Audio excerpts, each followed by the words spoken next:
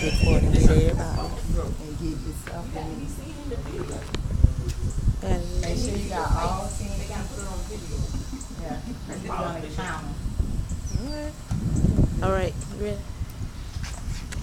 I see her every day walking to school with her head down, clenching onto her books.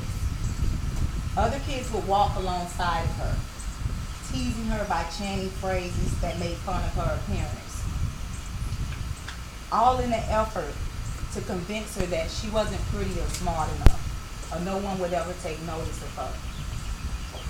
She was only 12 years old and already beginning to doubt and question her self-worth, sinking into a pit of self-doubt from low self-esteem. Similar scenarios like this are more common than you may know.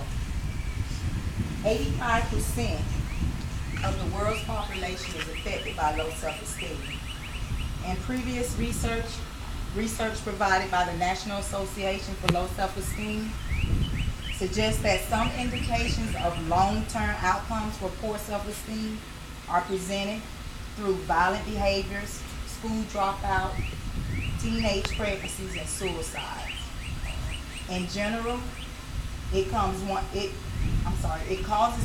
to become paralyzed by fear and rejection or failure, creating a negative impact in their lives.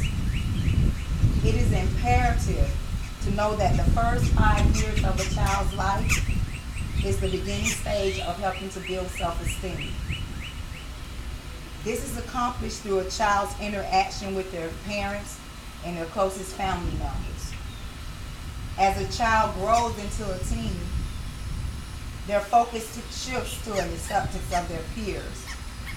Studies have shown adolescent girls experience significant self-esteem issues from their physical changes in body image.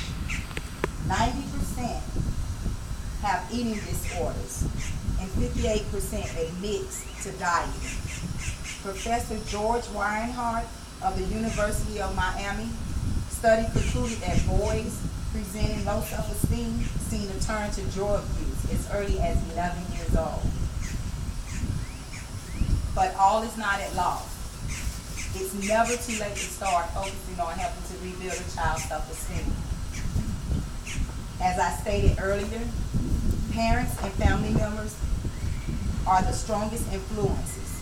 Simply by giving your child unconditional love, praise, encouragement, and your undivided attention ensures your child to having high self-esteem.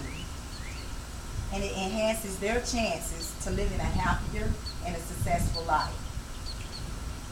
Nathaniel Brandon said it best: we tend to feel most comfortable at home with persons whose self-esteem level resembles our own. So keep in mind, when you're building a child's self-esteem, you are giving him or her the tools to see all of their potential, which is essential to them achieving their goals. Thank you.